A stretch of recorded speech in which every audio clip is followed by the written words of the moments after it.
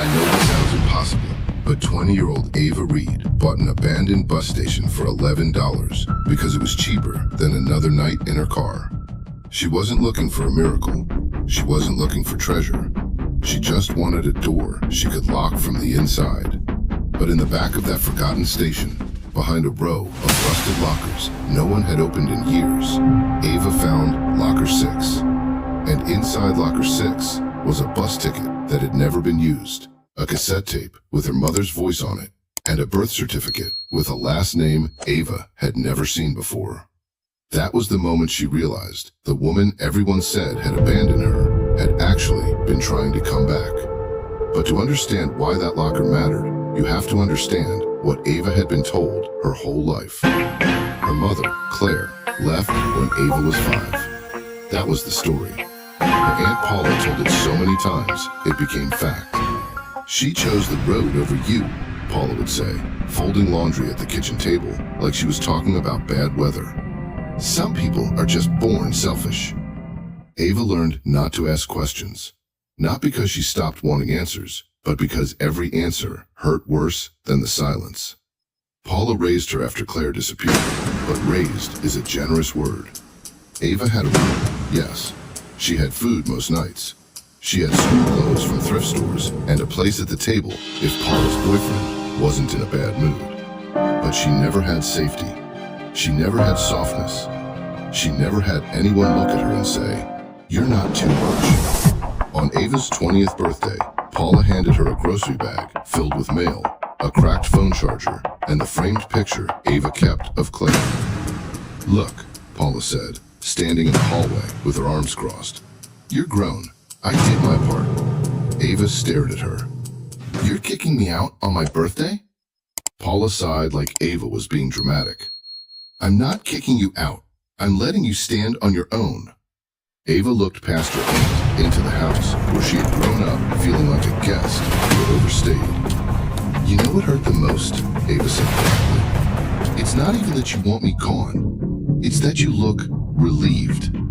Paula's face tightened. "Don't start." Ava didn't start. She packed 2 pairs of jeans, 3 shirts, her work shoes from the diner, the photo of Claire, young and smiling in front of a bus station sign. Ava had never understood why that photo was taken there. Paula always said Claire was obsessed with leaving, like even the picture proved it. That night, Ava slept in her car behind the grocery store. The second night, she parked near the lake because the security guard at the grocery store tapped on her window and told her she couldn't stay. By the third morning, she had $9 in cash, a half-empty tank of gas, and a phone battery at 7%. She was sitting outside the public library using the Wi-Fi when she saw the listing. City property auction, final disposal sale. Most of it was junk, old office chairs, broken vending machines, a lot with storm-damaged fencing. Then one line stopped her. Former Bell Harbor Bus Depot, condemned, opening bid, $11. Ava stared at it, the bus station from her mother's photo. At first, she thought it had to be a mistake. The depot had been closed for almost 10 years. Everyone in Bell Harbor knew the building. Red brick, long windows, boarded ticket booths, a faded blue sign above the doors. It sat at the edge of downtown, like a memory the town was embarrassed to keep. Nobody wanted it. The roof leaked, the bathrooms didn't work. The back wall had graffiti. A developer had tried to buy it once and walked away after seeing the inspection report. But Ava kept looking at the listing. $11. She had 9. She sold her old diner jacket to a thrift shop for 5 more. At the auction, only 6 people showed up, and most of them were there for tools and office furniture. When the old bus station came up, the room went quiet in that strange way people get quiet around something they think is unlucky. The auction clerk looked bored. "Opening bid, $11. Nobody raised a hand. Ava did. A man in the back laughed under his breath. The clerk looked at her twice. $11. Going once? Ava's face burned. Going twice? She almost lowered her hand, and honestly, for a second, she thought she was losing her mind. Then the gavel came down. Sold! The entire room looked at her like she had just bought a problem. Maybe she had. The deed transfer took 2 days. The city made her sign papers acknowledging the building was unsafe, unheated, and sold as is. The woman behind the counter warned her not to sleep there. Ava nodded like she had other options. That evening, she stood in front of the Bell Harbor bus depot with the auction envelope in one hand and a temporary key in the other. The front doors were chained shut, but the side entrance had a lock the city had replaced.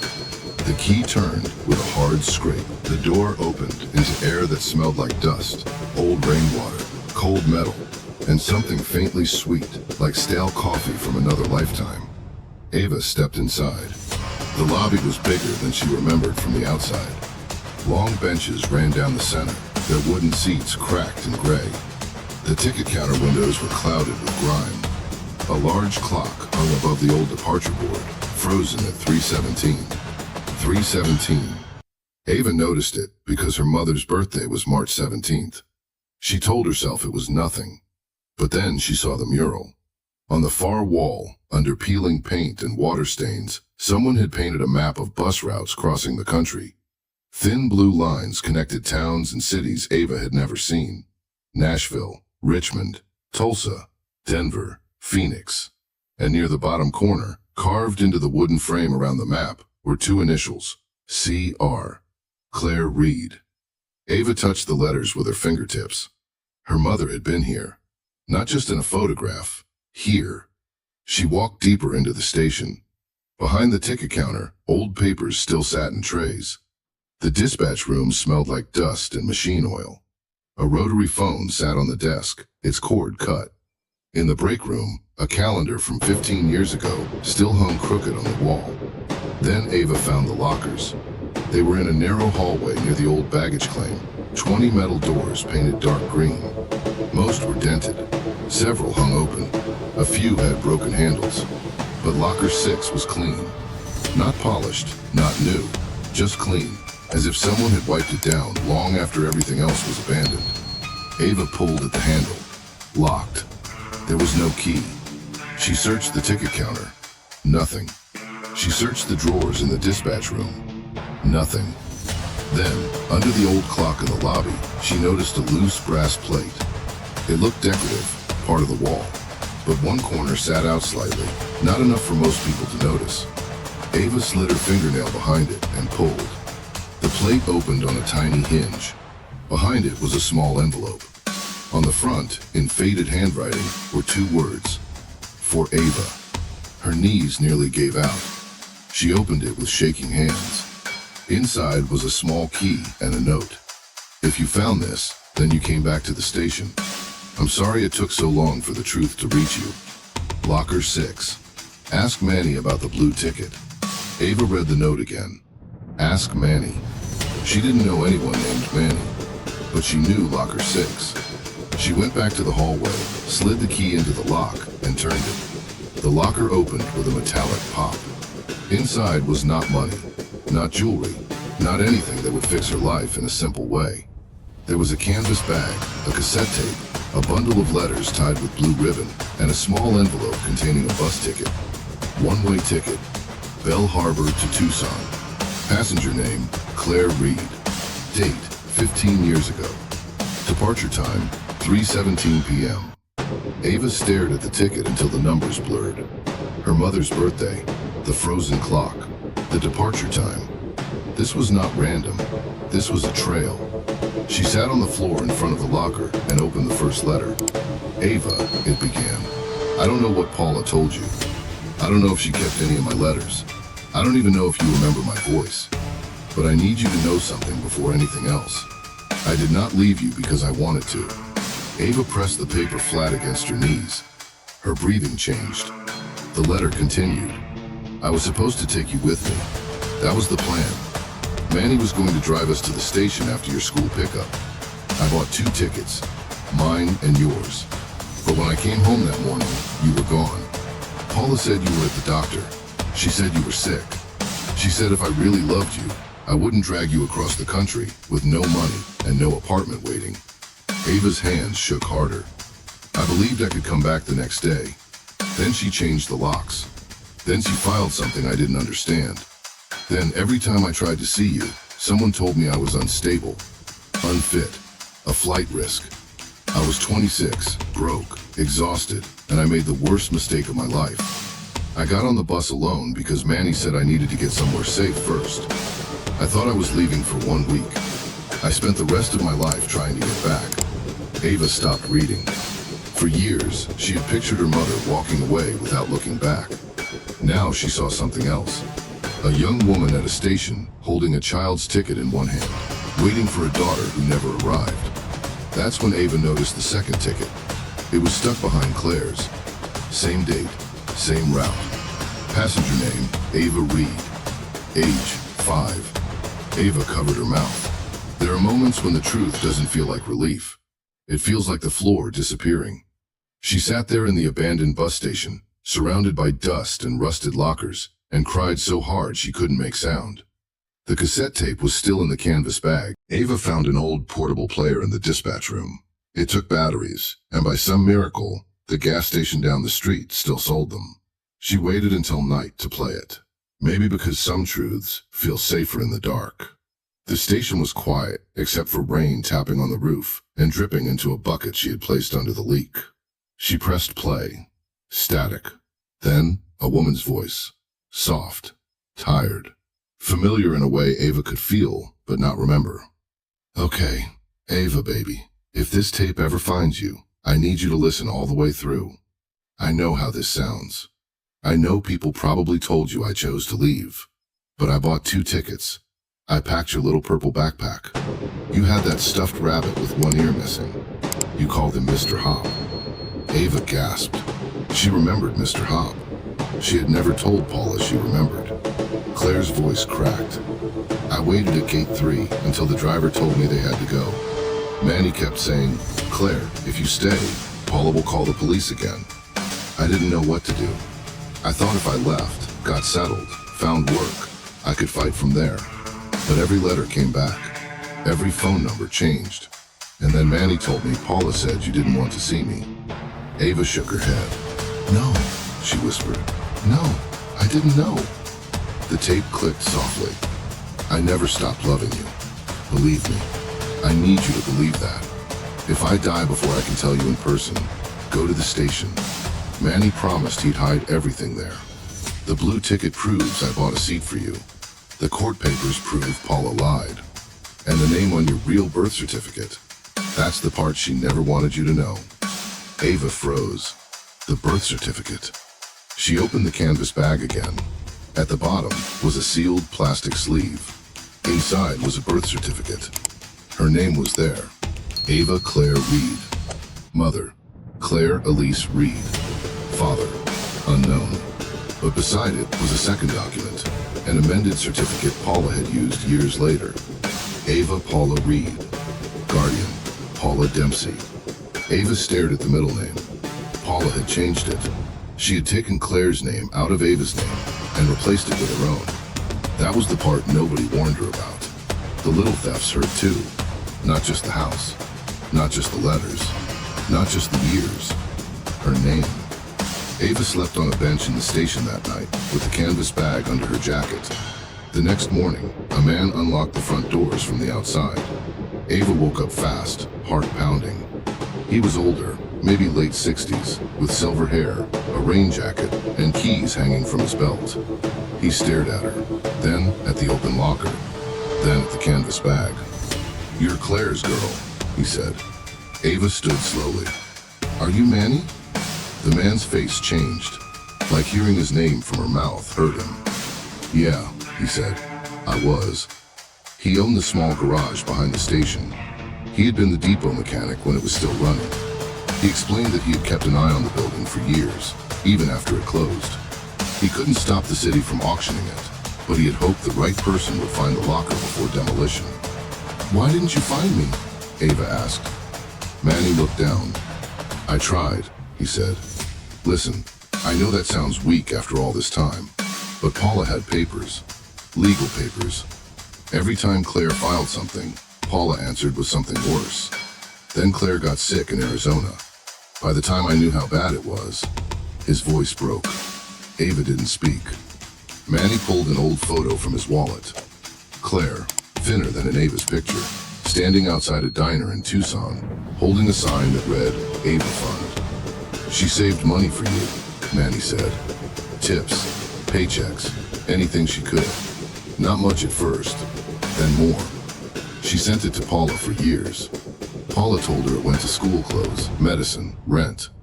Claire believed that meant at least some part of it was still taking care of you. Ava felt cold. I never saw any of it. Manny nodded like he already knew. There's a bank statement in the bag. There was. Account opened by Claire Reed. Beneficiary, Ava Claire Reed. Current balance, $28,416. Not a fortune, but every dollar had been saved by a woman Ava had been taught to hate. That afternoon, Paula came to the station. Ava didn't call her. Manny did. He said, "She deserves to hear you say it." Paula arrived in a cream-colored SUV, wearing sunglasses too big for her face, and a coat Ava had seen her buy after saying there was no money for Ava's school trip. She stepped into the lobby and looked around with disgust. "So this is what you bought," Paula said. "A condemned building." Ava stood by locker 6. Manny stood near the ticket counter. Paula noticed him and stiffened. "Oh," she said. "You." Manny didn't answer. Ava held up the blue ticket. "You told me she left me." Paula removed her sunglasses. She did. She bought 2 tickets. Paula's mouth tightened. She was unstable. She packed my backpack. She had no plan. She sent letters. Paula looked away. She sent money. That got her attention. Ava saw it, the tiny flicker of fear. "Where did it go?" Ava asked. Paula exhaled sharply. "You have no idea what it costs to raise a child." "You didn't raise me," Ava said. "You stored me." Paula's face hardened. "That is cruel." "No," Ava said. "What's cruel is letting a little girl think her mother didn't want her because it was easier than admitting you stole from both of us." Paula stepped closer. "I kept you out of chaos." Ava shook her head. "You kept me away from someone who loved me." For once, Paula had no perfect sentence ready. The station was silent. Rain tapped softly against the boarded windows. Manny placed a folder on the old ticket counter. "Claire kept copies," he said. "Letters, money orders, court responses, all of it." Paula looked at the folder like it was alive. Ava didn't want revenge. She really didn't. She wanted the years back. She wanted the birthday calls. She wanted the mother who knew about Mr. Hop and packed the purple backpack and bought the second ticket. But time does not refund itself, so Ava did the only thing she could do. She took the papers to a lawyer. Within months, Paula was ordered to return what she had taken from Claire's payments. The amended birth certificate was corrected. Ava's middle name became Claire again. Ava Claire Reed. She said it out loud in the courthouse bathroom after the hearing, looking at herself in the mirror. Ava Claire Reed. For the first time, her own name felt like it belonged to her. The old bus station was still a problem. The roof still leaked. The bathroom still needed replacing. The city still wanted safety repairs before anyone could use it. But Manny helped. Then the diner owner helped. Then a retired contractor who remembered Claire helped. People came slowly at first, bringing tools, paint, old benches, working lights, a coffee maker, blankets. Ava used part of the money Claire had saved to repair the roof and reopen the front doors. Not as a bus station. The buses were gone. But people still needed somewhere to go. She turned the lobby into a waiting room for people in between lives. A place where runaways could charge phones without being chased out. Where young adults without family could get coffee, job listings, and bus schedules. Where women leaving bad homes could sit for an hour and breathe. She kept locker 6 exactly where it was. Clean, unlocked. Inside, she placed the blue ticket, the tape, a copy of her corrected birth certificate, and a small framed photo of Claire. Above it, she hung a simple sign. Not every person who leaves wanted to go. One evening, almost a year after she bought the building for $11, Ava stood alone in the lobby after closing. The benches were clean now. The roof didn't leak. The clock above the departure board had been repaired, but Ava kept it set to 3:17. Not because time stopped there, because that was where the truth started moving again. Manny found her standing by locker 6. "You okay?" he asked. Ava looked at the blue ticket behind the glass. "To be honest," she said, "I don't think I'll ever be completely okay about it." Manny nodded. "Fair. But I know she tried," Ava said. "That matters." Outside, a bus passed on the road, headlights sweeping across the windows. For a moment, the station looked alive the way it must have looked years ago, full of people arriving and leaving, carrying bags, carrying secrets, carrying hope. Ava touched the locker door. She had bought the building because she needed shelter, but what she found inside gave her something bigger than a roof. It gave her back her mother, not in the way she wanted, not in a way that fixed everything, but in proof, in paper, in voice, in the name Claire had given her before someone tried to take it away. Ava did not become rich because she bought an abandoned bus station for $11. She became free because, inside locker 6, she finally found the truth. Her mother had not left her behind. She had left her a way back home.